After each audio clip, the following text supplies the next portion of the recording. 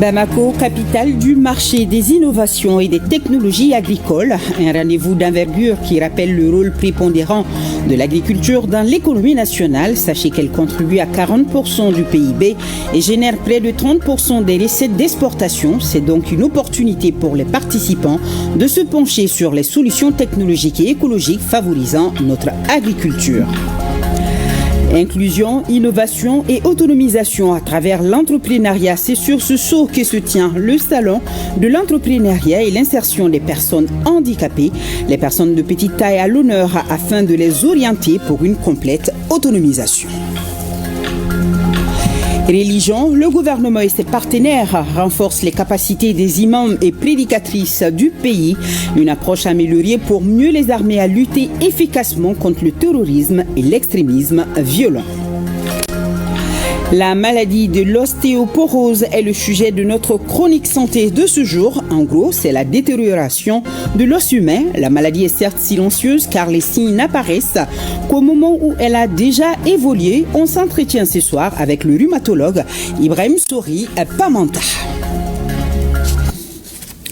Nous sommes lundi 20 octobre. Bonsoir. Le Premier ministre, le général de division Abdoulaye Maïga, a donné le top départ des activités de la 5e édition du marché des innovations et technologies agricoles. Un rendez-vous d'envergure qui rappelle le rôle prépondérant de l'agriculture dans l'économie nationale. Je le disais tantôt, l'agriculture en chiffres au Mali, c'est une contribution au PIB de l'ordre de 40%, emploie 70% de la population active, génère près de 30% des recettes d'exportation et représente la principale source de revenus pour 80% des populations maliennes. C'est donc une opportunité pour les participants de se pencher sur les solutions technologiques et écologiques favorisant notre agriculture.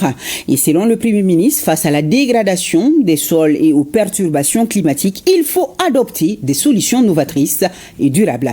Mamari Kone, Aliou Touré. Après Lomé en 2024, c'est Bamako qui abrite cette année la 5e édition du marché des innovations et des technologies agricoles MITA, événement phare de la promotion de la recherche et de l'innovation agricole en Afrique de l'Ouest et du Centre. Le marché des innovations agricoles est un cadre d'échange, d'information technologique et innovation au profit du public et des professionnels agricoles. L'édition 2025 du marché est placée sous le thème « Les technologies et innovations agricoles pour la gestion intégrée des sols ». Ce choix n'est pas fortuit car il figure parmi les objectifs du CORAF qui vise à promouvoir l'adoption massive des technologies et d'innovations climato-intelligentes. Gestion intégrée des sols, mais également de gestion intégrée de l'eau. Ces technologies doivent renforcer la résilience de nos systèmes agricoles, améliorer la productivité et contribuer à la lutte contre la pauvreté chronique et le chômage des jeunes. On fasse des efforts réels pour financer nos propres politiques agricoles. Il n'y a pas d'alternative à cela. Que nous faisons le maximum pour augmenter le niveau d'accès aux ressources productives pour la majeure partie des producteurs africains. Selon le Premier ministre au Mali, l'agriculture contribue à 40% du produit intérieur brut, emploie plus de 70% de la population active et représente la principale source de revenus de 80% des populations rurales. Le Mali modernise son agriculture à travers le programme national d'investissement dans le secteur agricole, le programme de développement des filières agricoles, l'intensification de la production risicole, notamment à l'Office du Niger et dans le delta du Niger, la promotion de l'élevage et de la pêche, des mécanismes de financement innovants adaptés aux réalités de nos producteurs.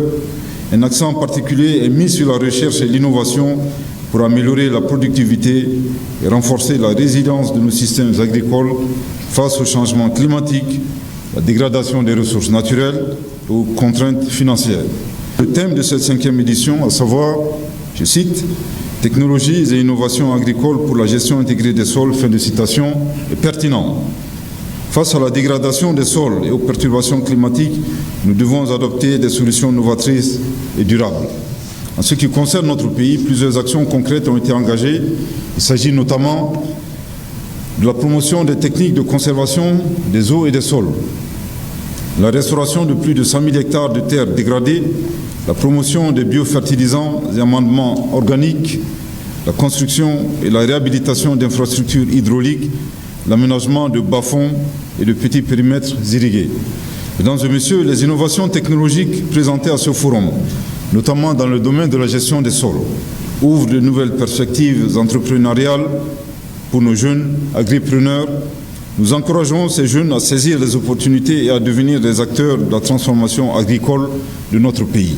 Lors de cette édition sera décerné pour la deuxième fois le prix de l'innovation agricole Abdoulaye Touré. Ces prix récompensent des chercheurs, inventeurs, institutions de recherche et entreprises privées dont les innovations ont un impact mesurable sur les systèmes agricoles en Afrique de l'Ouest et du Centre. Il s'agit du prix de l'innovation agricole Abdoulaye Touré, institué par le CORAF en collaboration avec la Banque mondiale, du prix de l'innovation agricole du Mali.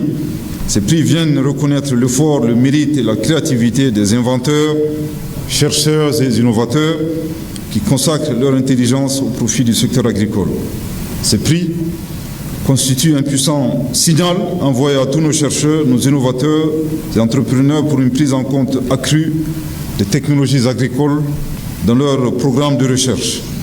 Aujourd'hui, plus que jamais, nous avons besoin d'œuvrer tous ensemble pour transformer l'agriculture en Afrique de l'Ouest.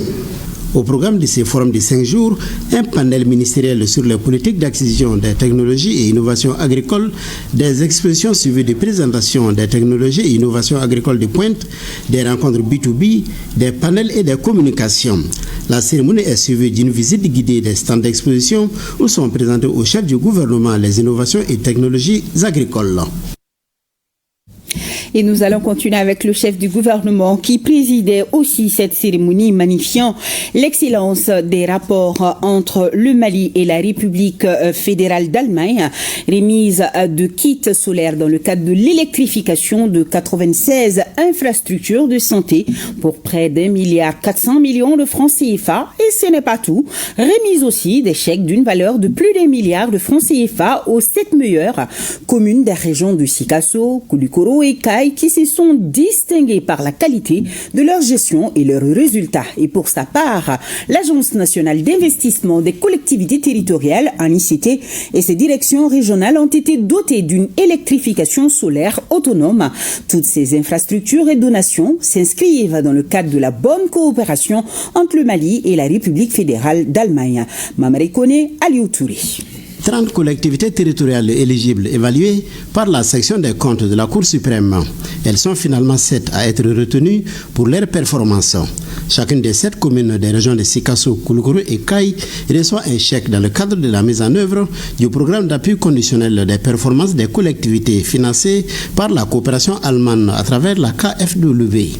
Les collectivités territoriales bénéficiaires des kits solaires sont celles qui ont bénéficié d'infrastructures sanitaires.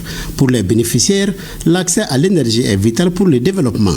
Dans de nombreuses communes, les difficultés d'électrification entravent le fonctionnement des services administratifs, la fourniture des services sociaux de base. Grâce à cette initiative, des dizaines de structures sociales et administratives des communes bénéficieront d'une source d'énergie propre, durable et adaptée à leurs réalités, à leurs besoins, à leurs priorités. C'est un pas concret vers une administration communale plus performante, plus connectée et plus résiliente. Avec l'appui du partenaire allemand, l'Agence nationale d'investissement des collectivités ANICT a doté 96 centres de santé en énergie solaire. Ces activités visent à renforcer d'une part le processus de décentralisation au Mali et d'autre part à contribuer au développement socio-économique des régions maliennes. Mesdames et messieurs, nous sommes ravis de pouvoir contribuer au fonctionnement efficace de l'ANICT en faveur des collectivités territoriales au Mali. Pour le Premier ministre, le chef du gouvernement, il s'agit de renforcer les capacités de l'ANICT à travers sa dotation en énergie solaire et de remettre des kits solaires pour l'électrification des infrastructures de santé. Les reliquats du PACT 5 d'un montant de 763 467 184 francs CFA serviront à l'électrification solaire autonome de la direction générale et des directions régionales de l'ANICT et à la digitalisation du système d'archivage de l'ANICT. Ces deux activités s'inscrivent en droite ligne de la vision du chef de l'État, à savoir réaliser le mix énergétique et surtout inscrire le pouvoir public dans une dynamique de digitalisation. Tandis que ceux du PACT 6.1 d'un montant de 1,377 509 700 francs CFA ont été financés d'électrification solaire de 96 infrastructures de santé construites dans le cadre des précédentes phases du PACT. Les dotations conditionnelles de performance sont remises aux 7 communes en reconnaissance des efforts et de la rigueur de leur gestion et leur performance. Le montant global des dotations conditionnelles de performance s'élève à 1,698 928 630 francs CFA. Ces ressources sont destinées à accompagner les collectivités qui se sont distinguées par la qualité de leur gestion et leurs résultats, à savoir les communes de Nyoro, Koutiara, Djema, Guillemé, Kolokani, Djamboute Kamara et Bafulabe. Elles serviront à financer des projets à fort impact pour les populations en soutenant des projets structurants pour le territoire. Le gouvernement du Mali réaffirme aujourd'hui son engagement à faire de la décentralisation un véritable levier du développement local, de résilience et de cohésion sociale, sous l'impulsion du président de la transition, chef de l'État, son Excellence le général d'armée Assimi Goïta. Il reste pleinement engagé dans le renforcement de la modernisation de la gestion publique et la promotion d'une gouvernance locale, performante et transparente au service d'un Mali uni, résilient et prospère. Cette cérémonie est l'occasion pour les ministres en charge des collectivités de magnifier la mise en œuvre du Code des collectivités territoriales. Quelques instants après, le Premier ministre, ministre de l'administration territoriale et de la décentralisation, a basculé la nécessité sur l'énergie solaire. Bamako abrite également le salon de l'entrepreneuriat et de l'insertion des personnes handicapées, car des personnes de petite taille, ouvert ce lundi, l'initiative met en exergue la recherche d'indépendance des personnes handicapées. Le thème choisi est inclusion, innovation et autonomisation à travers l'entrepreneuriat. Awadama Koulibaly, Oumar Traoré.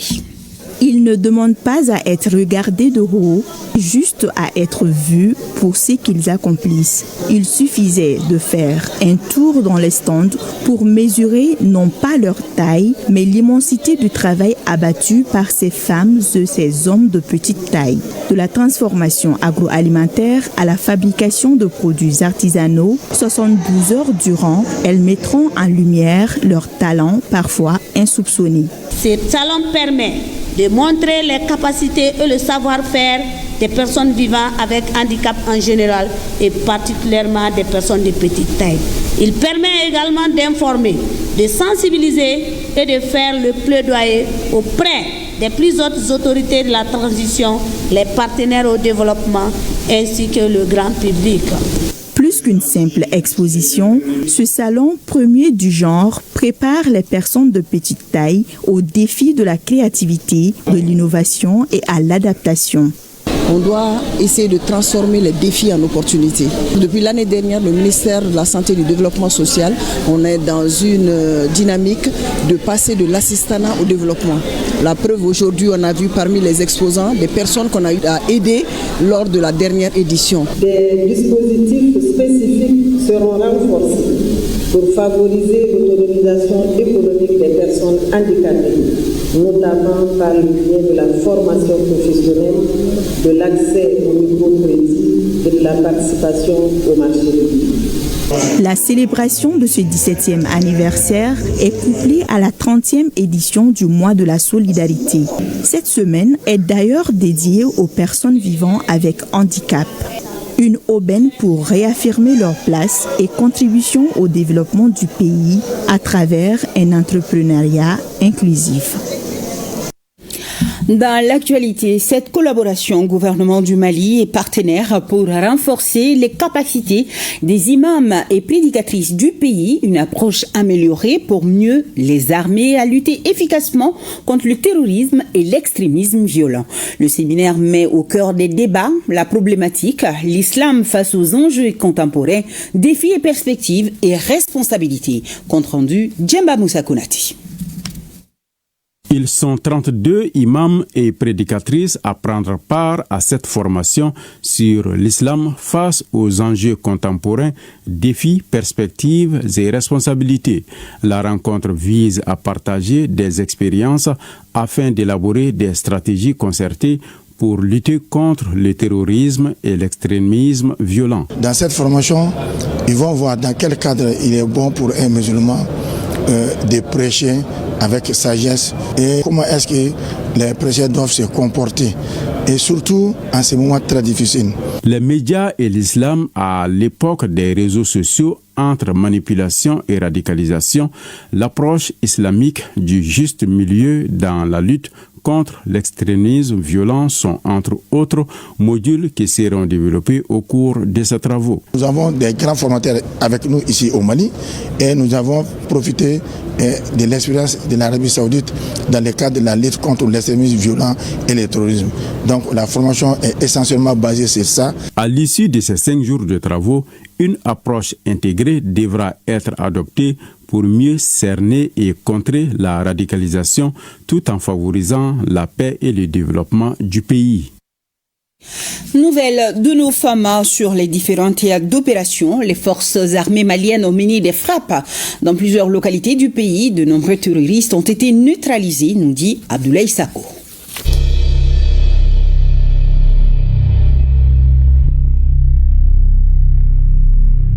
Les FAMA ont effectué le 19 octobre 2025 avec succès des frappes sur des objectifs ennemis successivement dans la forêt de Sounsan, non loin de Dioïla et au sud-ouest de Dougabougou, dans la région de Ségou, sur un regroupement de groupes armés terroristes. Au cours de la même journée, une mission de reconnaissance offensive sur Témou, localité située au sud-ouest de Bewani, a permis la neutralisation de plusieurs terroristes. Au sud-ouest de Dougabougou, un camp d'entraînement nouvellement installé a également été détruit. Continuant toujours sa mission de reconnaissance offensive sur Baleware, dans la région de Ségou, les FAMA ont repoussé une 50aine de terroristes vers Djakoroware, dont la majorité a été neutralisée par les frappes aériennes. Lors de cette mission, plusieurs terroristes ont été neutralisés, les bases et points d'appui détruits, des moyens roulants et armements calcinés, ainsi que des matériels de fabrication EU récupérés par les FAMA. Lors de la même journée du 19 octobre 2025, un drone terroriste survolant Nsoukala, région de Ségou, a été abattu par les forces armées maliennes. Ce lundi 20 octobre 2025, l'aviation FAMA a traité successivement avec succès 2 gros regroupements de motocyclistes terroristes à quelques kilomètres à l'ouest de Ouan, région de San.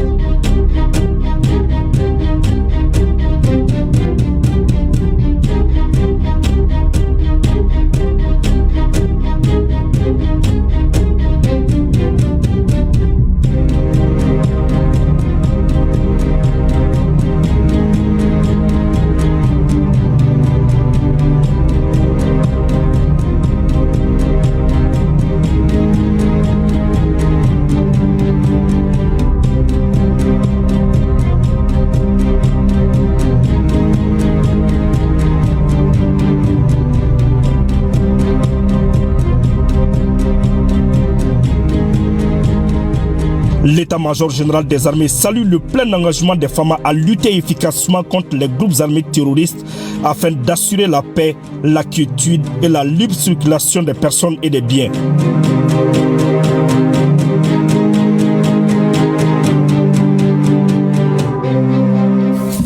Oui, ces frappes qui illustrent la volonté des FAMA de ramener et instaurer la paix, rien que la paix, dans nos villes de campagne, tout comme la caravane Al-Fadi pour la paix et la cohésion sociale. Elle fait escale à Tombouctou. Sur place, on retrouve le ministre de la Culture en compagnie du président du Conseil économique et social, Yacouba Katile, ainsi qu'une forte délégation du monde de la culture.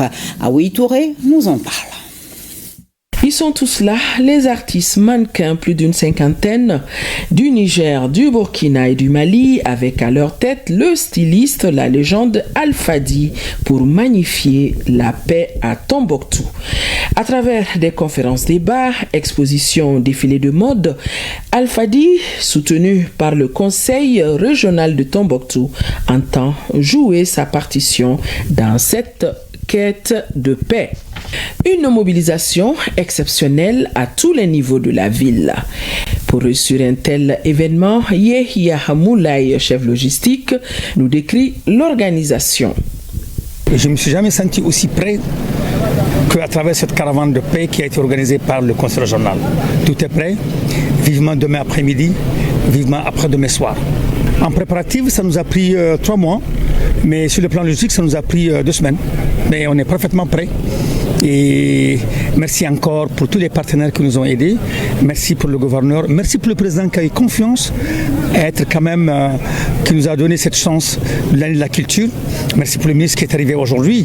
Et merci pour Al-Fadi. Année 2025, année décrétée année de la culture, le ministre Mahmoud Affé ne pouvait rater un tel événement pour venir réaffirmer les instructions du président de la transition avec ce message on ne peut plus clair: Tombouctou is back. Tombouctou est de retour. Je suis venu pour saluer et transmettre les chaleureuses félicitations de l'ensemble du gouvernement, à commencer par le président, le chef de l'État, le général d'armée Assimi Goïta, et le premier ministre général de division Abdoulaye Maïga, et de l'ensemble du gouvernement pour venir féliciter le conseil régional de Tombouctou qui a initié à travers son projet Récupad avec la caravane Al-Fadi qui arrive à Tombouctou pour venir saluer cette icône de la mode, mais aussi ce grand humaniste et ce fils de Tombouctou qui est venu, nous l'avons reçu il y a quelques mois à Bamako. Aujourd'hui, la culture est la première des ressources et le vecteur principal pour l'unité, pour la paix dans le monde. Avec cette arrivée cet après-midi ici à Tombouctou du ministre de la Culture, Tombouctou, ville mystérieuse, ville culturelle, ville carrefour, est prête à vibrer pendant 2 jours au rythme du festival Caravane Al-Fadi pour la paix et la cohésion sociale.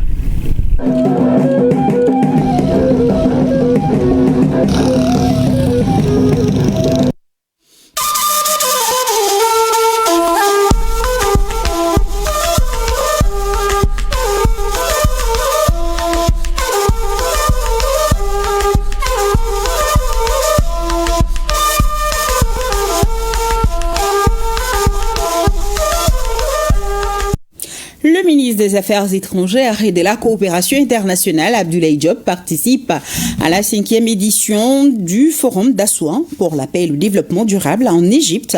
Au cours de cette rencontre, les ministres des Affaires étrangères de l'AES ont co-animé une table ronde portant sur le thème « Au-delà des tempêtes dominantes, un avenir de coopération pour le Sahel ». Une rencontre à huis clos qui a mis le Sahel et la Confédération des États du Sahel au cœur des échanges. Les ministres et chefs de délégation ont à l'unanimité insisté sur la nécessité tant pour l'Union africaine que pour les partenaires internationaux de tenir compte de la réalité géopolitique qui représente la Confédération AES dans la sous-région et sur le continent et au-delà. Les participants ont également salué la nouvelle dynamique imprimée par la présidence en exercice de l'Union africaine et la nouvelle présidence de la Commission de l'Union africaine. africaine. Une délégation de panafricains en fin de séjour dans la capitale burkinabé où ils ont participé à la rencontre internationale Carrefour africain. Thomas Sankara a reçu en audience par le président du Faso, Karim Bikienga, pour le commentaire. Ce matin à la présidence du Faso, une délégation de panafricanistes venus de 22 pays. Ces femmes et hommes engagés pour une Afrique souveraine sont en séjour à Ouagadougou dans le cadre de la rencontre internationale Carrefour africain Thomas Sankara. Leur détermination, ils le réaffirment dans un manifeste, dit manifeste pour un nouveau panafricanisme, remis au président du Faso, et explication de la condition de l'Afrique à l'appui.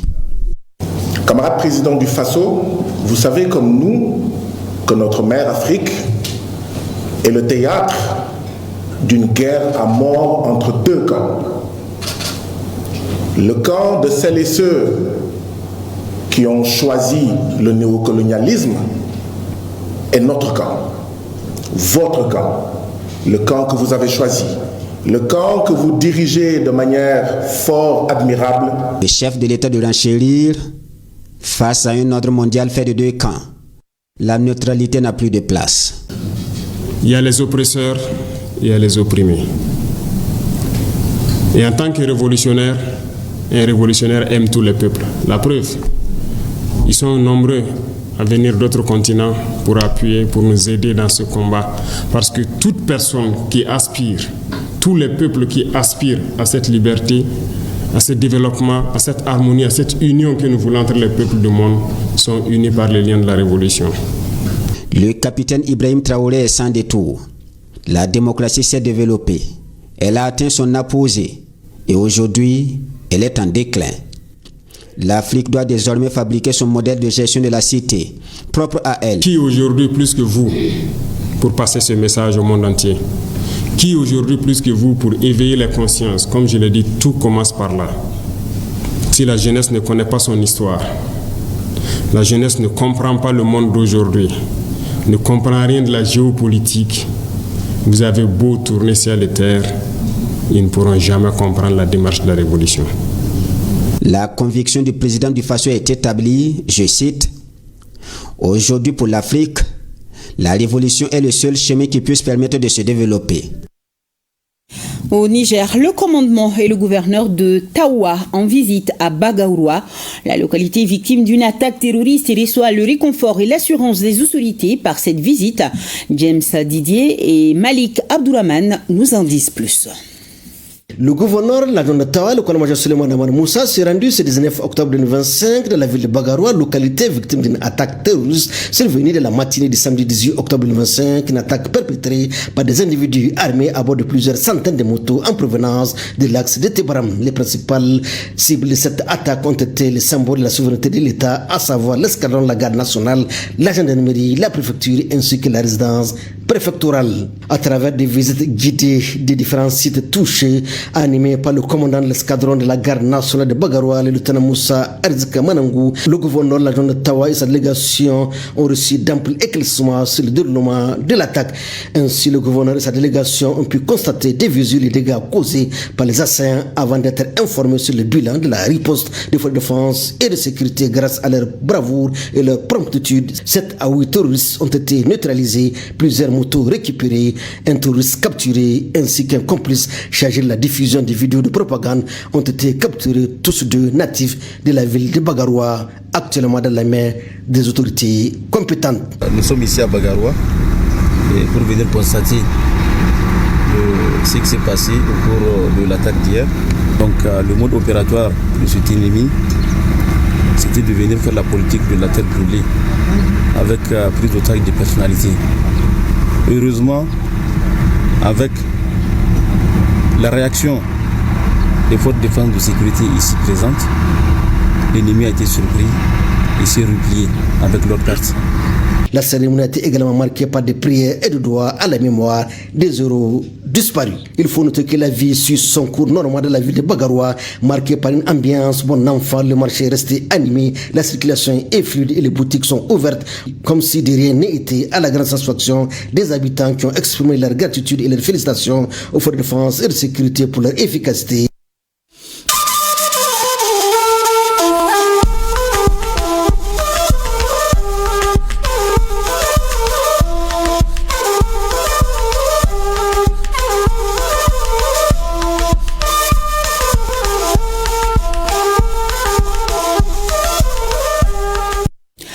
5e session du comité de suivi pour la mise en œuvre de l'arrêté fixant les modalités de prise en charge de la population pénitentiaire dans le cadre du service public hospitalier, comité international de la Croix-Rouge, CICR, ministère en charge de la santé et celui de la justice se rencontrent. C'est en présence de Maïmouna Guindo et Moulaye Sidibé. Derrière les murs des établissements pénitentiaires, la santé reste un enjeu essentiel et une priorité partagée par les départements chargés de la santé, de la justice et le CICR. L'engagement a été réaffirmé lors de cette 5e session du comité de suivi pour la mise en œuvre de l'arrêté fixant les modalités de prise en charge de la population pénitentiaire qui a permis de faire le point des actions menées, d'évaluer les progrès et de présenter les difficultés rencontrées. La rencontre qui nous réunit aujourd'hui a pour objectif de faire le suivi de la mise en œuvre de cet arrêté afin de garantir une appropriation efficace et intelligente de la santé en milieu carcéral. Suite à la signature de l'arrêté ministériel fixant les modalités de prise en charge de la population pénitentiaire dans le cadre du service public hospitalier et dans le but d'appuyer la mise en œuvre du dit arrêté, le CICR a appuyé en 2023 la vulgarisation de l'arrêté dans les différentes régions du pays et l'organisation de 4 réunions de suivi. Les secrétaires généraux des ministères de la Justice et de la Santé ont insisté sur l'importance de disposer de centres de santé fonctionnels dans chaque prison. Chaque prison doit disposer d'un service médical chargé d'évaluer, de promouvoir, de protéger et d'améliorer la santé physique et mentale des détenus. Le service doit être doté d'un personnel interdisciplinaire comprenant un nombre suffisant de personnes qualifiées, agissant en pleine indépendance clinique. Telle est la finalité également de l'arrêté interministériel. Des avancées notoires telles que la dissémination de l'arrêté dans l'ensemble des régions du pays, la désignation des points focaux dans toutes les directions régionales de la santé ainsi que les districts sanitaires. Nous notons quelques difficultés cependant telles que l'insuffisant accompagnement technique et financier pour la mise en œuvre effective de cet arrêté, des contraintes dans le transfert de la ligne budgétaire achat médicaments à la santé. Dans ces perspectives, nous voulons une effectivité de la mise en œuvre de l'arrêté. Pour le CICR, cette 5e session traduit la volonté commune des acteurs de renforcer le droit à la santé pour tous, y compris en milieu carcéral. Les recommandations concrètes seront formulées en vue de mieux planifier la 6e session. Insertion des filles, particulièrement celles en détention. Voyons comment on a célébré à la prison de Bolé la journée internationale de la fille. Le Parlement des enfants du Mali, en collaboration avec la direction de la promotion de l'enfant, a eu la bonne idée de les intégrer dans un projet de danse. En plus, elles ont reçu plusieurs kits d'hygiène menstruelle. Elles ont également pris part à une séance de causerie. Awadama Koulibaly, Moulaye Sidibé nous font revivre ces moments. Elles sont certes privées de liberté, mais pas de dignité. Les 26 filles mineures en détention au centre spécialisé de Bolé, comme toutes jeunes filles, ont des besoins spécifiques.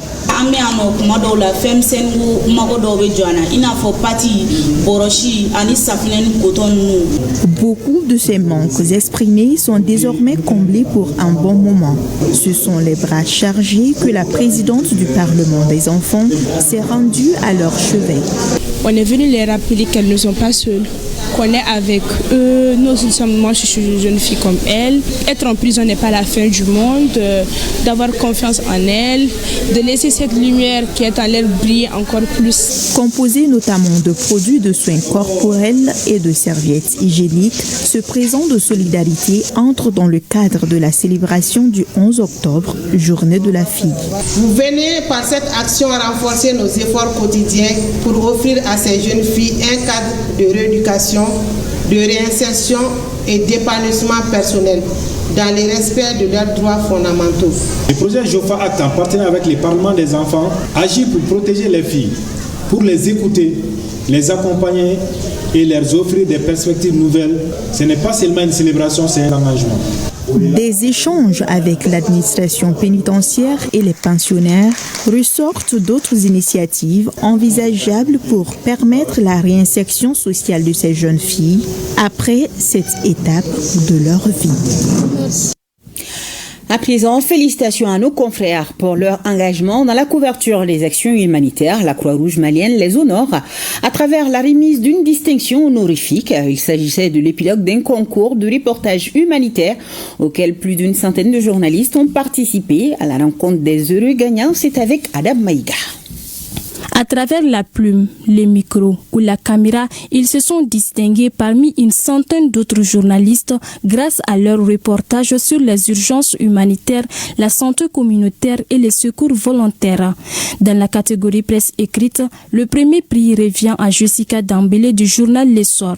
Celui de la catégorie presse en ligne a été enlevé par Amadou Kodjo de l'Afrique Info Mali TV, Cheikh Oumar Kodjo de Joliba TV et Imran Akilou Maïga du studio Tamani ont remporté respectivement les prix des catégories télévision et radio. Ils ont été récompensés par la Croix-Rouge malienne. Ce prix, au-delà de la distinction, est une véritable source de motivation. Il nous pousse à continuer à produire des contenus de qualité, capables de sensibiliser les populations et d'interpeller les décideurs sur les grands défis humanitaires et environnementaux de notre temps. Premier du genre, ce concours s'inscrit dans le cadre de la célébration des 60 ans de la Croix-Rouge malienne, couplée à la Journée mondiale de l'alimentation. Cette année marque les 60 ans d'engagement indéfectible de la Croix-Rouge malienne aux côtés des plus vulnérables. 60 années d'action, de solidarité, de dévouement, souvent dans la discrétion, mais toujours avec l'humanité. Notre célébration prend une dimension encore plus forte car elle coïncide avec la Journée mondiale de l'alimentation. Cette journée rappelle que l'action humanitaire ne saurait être complète sans un engagement concret pour l'accès universel à une alimentation saine, durable et équitable. Notre ministère accorde une attention toute particulière à toute initiative qui élève la qualité de l'information, qui promet un espace, une parole libre, professionnelle et porteuse de sens. Nous croyons profondément qu'une information claire, accessible et surtout crédible constitue l'un des piliers essentiels d'une gouvernance ouverte, inclusive à l'écoute des citoyens. Cette cérémonie illustre l'engagement de la Croix-Rouge malienne et des journalistes à mettre l'humain au centre de leurs actions. Journée porte ouverte à la ferme de la société Zamoo, c'est à Tonkanasso, commune de Guadjikwao, région de Koutiala. Une idée de l'association sémencière du Mali avec comme objectif de faire voir les progrès réalisés par la ferme en termes de nouvelles variétés hybrides introduites dans le cadre du projet de résilience des producteurs. Suivons Brahima Koné et Aboubakar Sidibé. Cette journée porte ouverte a pour thème les semences hybrides pour une agriculture résiliente et les légumineuses pour une alimentation riche en protéines. L'activité est menée en Togonasso dans la ferme de la société sémencière Zamoho, située à 40 km de la ville de Koutiala. Ici se trouvent des parcelles de démonstration des nouvelles variétés hybrides de sélection nationale réalisées dans le cadre du projet de résilience des producteurs. Auparavant, le taux de production était bas. Cependant, il connaît une augmentation pendant ces 2 dernières années grâce aux nouvelles variétés. Toutes choses qui permettent de vaincre la faim et payer les frais de scolarité de nos enfants. C'est permettre aux acteurs agricoles d'observer et d'évaluer les performances sur le terrain des variétés et des nouvelles pratiques agricoles. Ça permet de sécuriser les récoltes malgré les changements climatiques, d'augmenter la productivité et augmenter aussi les revenus des petits producteurs. Le projet de résilience des producteurs intitulé « Améliorer la résilience des agriculteurs en agrandissant l'accessibilité et l'abordabilité des semences certifiées en renforçant la compétitivité du secteur sémencier du Mali » est porté par l'Association sémencière du Mali ASEMAN et financé par l'Alliance pour la Révolution verte en Afrique appelée AGRA. En collaboration avec la compagnie sémencière Zamoo, nous avons mis en place des parcelles de démonstration. Et les différentes variétés que nous avons pu visiter, c'est des variétés performantes. Un des objectifs de l'ACEMA aussi, c'est la promotion de ces nouvelles variétés qui sont résilientes face au changement climatique. L'objectif, c'est de voir les activités des hormones. Et toutes les parcelles qu'on a eu à visiter, ils ont respecté les entretiens culturels, ils ont respecté les distances d'isolement, ils ont fait aussi des nouvelles techniques. Après la visite des parcelles de sorgho, niébé, maïs et mil, des échanges ont-ils lieu sur la situation phytosanitaire, le rendement et l'itinéraire de production des variétés. Mois du consommé local au Mali, partons à Koulikoro qui expose son savoir-faire local et c'est avec Adama Traoré. Les sonorités du terroir étaient au rendez-vous du lancement de la deuxième édition de la foire dénommée Consommé local. Cette célébration du mois du consommé local vise à encourager les populations locales à adopter un mode de consommation qui valorise les biens qu'elles produisent elles-mêmes. Face aux défis environnementaux et à la mondialisation, la promotion du consommé local se présente comme une stratégie efficace pour renforcer l'économie nationale, protéger l'environnement et favoriser l'inclusion sociale. En organisant cette activité, nous avons ambition de promouvoir les produits locaux comme un vecteur de croissance locale et d'innovation. Cela veut dire que nous pouvons faire des produits locaux une force motrice de développement. Cette édition a pour thème compétences et innovation au service de la compétitivité des produits locaux. Ces rendez-vous s'inscrivent dans le cadre d'une réflexion sur les voies de la transformation structurelle de notre économie. Je voudrais vous inviter toutes et tous et à travers vous inviter toute la population de la région de Koulikoro à consommer local. Non pas seulement pour le mois de consommer local, mais comme une habitude quotidienne et durable. J'exhorte les organisations professionnelles et le secteur privé dans toute sa diversité à redoubler d'efforts pour accroître continuellement la qualité des produits afin de fournir aux consommateurs des produits locaux de qualité.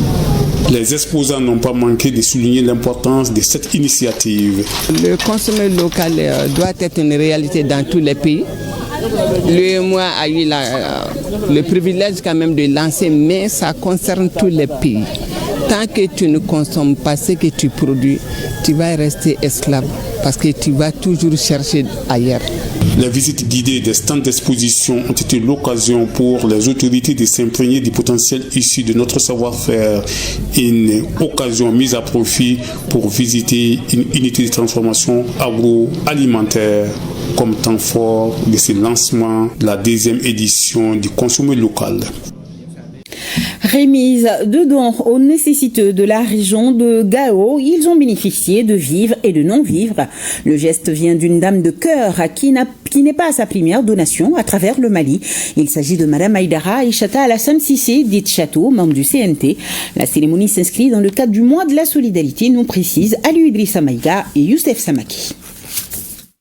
Comme d'habitude, Château Sissé apporte son soutien aux vulnérables de la région de Gao. Des sacs de riz et une enveloppe pour la mosquée Koweït de Gao, une tonne de riz plus une enveloppe pour les FAMA, 500 000 francs CFA et des ordinateurs pour le lycée Aïchata Alassane Sissé de Bourem et une enveloppe pour l'hôpital de Gao, c'est la nature du don qu'elle vient de faire. Je m'inscris dans la vision du président de la transition, le général d'armée Assimi Goïta, qui fait tout son possible pour aider les populations. J'ai tenu à apporter ma modeste contribution avec des amis et des partenaires qui m'ont toujours accompagné pour ce faire. Dans la même foulée, Château Sissé a donné des vivres aux personnes âgées. Elle a fait don d'un corbillard à la mosquée de Bourem, 1 million de francs CFA pour les travaux de réhabilitation des cimetières de Bourem et 4 machines à coudre au profit du centre d'apprentissage féminine de la même localité. Il a donné quelque chose, c'est intéressant. Nous, les populations de Gao, quand on a gagné un véhicule comme avec les riz, quelque chose là, il a donné ça, les pauvretés de Gao. Ça, c'est important pour nous. Merci à Château. C'est le moment idéal pour l'entraide et aussi de manifester notre compassion et notre soutien aux personnes vulnérables. Penser à offrir cette importante donation de vivres aux personnes est un geste utile qui mérite d'être hautement salué. Cette action s'inscrit dans le cadre du mois de la solidarité et de la lutte contre l'exclusion.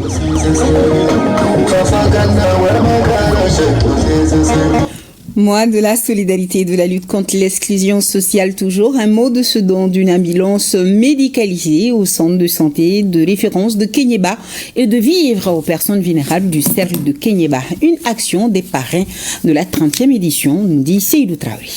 La 30e édition du mois de la solidarité et de la lutte contre l'exclusion sociale à Kéniéba s'est illustrée par un soutien généreux à plus d'une soixantaine de personnes démunies. Ces bénéficiaires en situation de vulnérabilité ont reçu des bidons d'huile, des sacs de riz, du lait, du sucre, des pâtes alimentaires ainsi que du savon. Des dons qui ont apporté un sourire sur leur visage.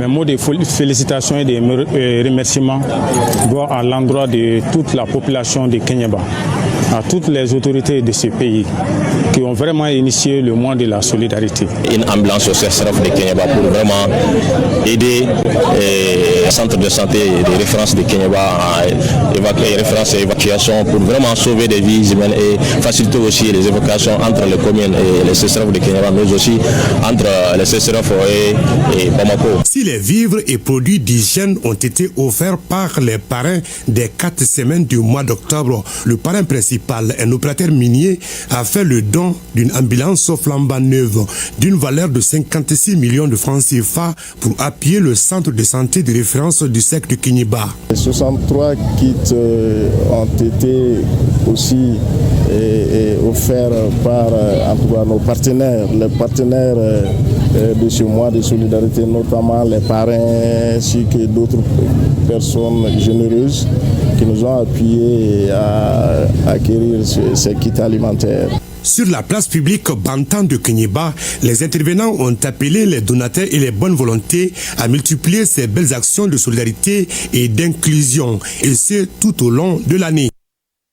Et maintenant, cette question, savez-vous que l'os humain peut être détérioré? La réponse est un grand oui et la maladie s'appelle ostéoporose. Elle affecte nos os et joue sur la quantité et la qualité de ceux-ci. La maladie est certes silencieuse car les signes n'apparaissent qu'au moment où elle a déjà évolué, très évolué. Et ce qu'il faut savoir, l'ostéoporose affecte plus de femmes que d'hommes, surtout celles qui sont ménopausées. On s'entretient ce soir avec le rhumatologue Ibrahim Souri Pamanta. C'est une réalisation de Koumba Sissé et Alkaou Traoré. L'os, c'est ce qui nous permet de se maintenir. Donc la fonction principale de l'os, c'est mécanique. La deuxième fonction de l'os, c'est le métabolisme, donc tout ce que nous transformons à l'organisme.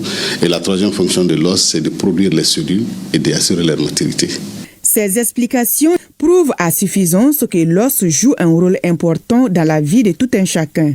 Une des maladies qui peut affecter nos os et détériorer leur densité s'appelle ostéoporose. L'OMS définit comme une maladie générale, donc une maladie systémique du squelette qui se caractérise par une baisse de la densité osseuse, donc avec une détérioration de la micro-architecture de l'os et un risque élevé de fracture. C'est un enjeu majeur de santé publique et quand on regarde l'ostéoporose en tant que telle, même c'est 200 millions de personnes qui sont concernées dans le monde entier. Et quand on voit réellement les femmes, et surtout les femmes ménopausées, c'est 30% des femmes ménopausées. Quand on voit sur le plan national, nous sommes amusés à faire une étude quand même au hôpital ici. Dans l'ensemble de 500 personnes qui nous avons fait la densitométrie pour voir s'il y a l'ostéoporose, on avait 329 femmes. L'ostéoporose est silencieuse. Ces symptômes apparaissent à un stade avancé de la maladie. Quand on a une fracture, donc une fracture soit du poignet, de la cheville, ou quelquefois souvent on se rend compte que votre patient diminue de taille. d'environ 4 cm par rapport à 20 ans qu'il avait. Il se mesure, il a diminué de cm. On se pose la question, est-ce qu'il n'a pas fait un tassement, donc une fracture vertébrale qui fait que ça tasse? Donc les signes les plus évidents, c'est quand il y a des tassements, quand il y a des fractures, et ces fractures qui peuvent entraîner des douleurs, c'est ça réellement les signes. Sinon, l'ostéoporose en tant que tel, quand elle est simple, il n'y a pas de signe, il n'y a pas de douleur, il n'y a rien. Donc on va dire qu'elle est asymptomatique. Pourquoi l'ostéoporose touche plus de femmes que d'hommes? Dans la vie humaine, nous détruisons, nous construisons. C'est ce qu'on appelle le remodelage osseux. Et 2 cellules sont vraiment prêtes pour ça. Il y a les ostoblastes et les ostoclastes. Les ostoblastes qui forment et les ostoclastes qui détruisent. Donc quand ils détruisent, ils le réparent, ils détruisent. En constante, on essaie de renouveler notre os. Et les hormones participent à ce renouvellement. Et quand la femme n'a plus d'hormones, donc il y a ce renouvellement qui ne se fait pas. Et c'est pour ça que la femme est exposée à l'ostéoporose. Si les os sont atteints de l'ostéoporose, certains produits sont prescrits pour ralentir son évolution. L'ostéoporose, quand elle est là, c'est fini, mais il faut éviter le risque de fracture. Et quand les fractures sont là, il faut éviter qu'il y ait d'autres fractures. Donc le traitement chez la femme, très généralement, quand la femme est ménopausée, on propose des éléments qu'on appelle les substituts hormonaux. On peut peut-être proposer le traitement en fonction de la densitométrie. La densitométrie, c'est elle qui peut nous dire que l'os est normal, elle est réduite un tout petit peu, il y a une ostéoporose et une ostéoporose fracture. Il y a les 4 situations. Donc en fonction de ce stade d'ostéoporose, on propose un traitement, mais quel que soit le traitement, il faut dire aux gens, surtout chez les femmes, il faut préciser les glucocorticoïdes. Certes, les médecins peuvent donner des glucocorticoïdes qui peuvent être corrosifs pour l'os, mais les femmes utilisent ce qu'on appelle les produits cosmétiques, les produits en général. Et ils sont très corrosifs pour l'os. Et ça, il faut dire aux gens, vraiment, quoi qu'on fasse, si on met un traitement, si vous n'arrêtez pas votre corticothérapie, que ce soit par cutanée ou autre chose, vous allez toujours continuer à détruire votre os. Pour prévenir l'ostéoporose ou minimiser les risques, on doit être vigilant et adopter certains comportements. Nous devrons tout faire pour avoir notre capital osseux, donc avoir une alimentation équilibrée pour avoir ce capital osseux avant l'âge de 25 ans. Il faut voir les personnes qu'ils aient une bonne hygiène de vie, avec vraiment des efforts physiques, de charge, pour permettre de maintenir cet os-là. Si la personne fume, il faut arrêter le tabac obligatoirement. Il faut le demander d'arrêter parce que le tabac n'est pas bon pour l'os. Il faudrait aussi, si la personne boit de l'alcool, il faut qu'il diminue l'alcool. Et en dernière étape, il faut faire en sorte d'éviter les chutes. Un cri de cœur pour nous, c'est nous étions vraiment au niveau de la sous-région les premiers à traiter cet aspect d'ostéoporose parce qu'il n'y avait pas l'appareil dans la sous-région. Le Mali en avait. Et malheureusement, depuis 2015, cette machine a arrêté pour faute de maintenance. Et c'est la seule machine réellement qui peut faire le diagnostic de certitude aujourd'hui. Entassement des os et fractures sont les principales complications de l'ostéoporose. Une chute minime peut provoquer une ou des fractures à répétition. Grand merci au rhumatologue, docteur Pamanta, pour toutes ces précisions. Beaucoup de chaleur en ce moment et la réponse va être donnée par Abdoulaye Keïta dans les informations météorologiques. C'est juste après moi et votre émission Score juste après la page météo avec Fotigui Tunkara et ses invités. Demain 13h, Aïché Baba Keïta et merci à tous et un grand merci à nos téléspectateurs de Djema, Kolokani, Sandaré et Kaya. Je vous retrouve demain, même heure, même plateau. Bonsoir à tous.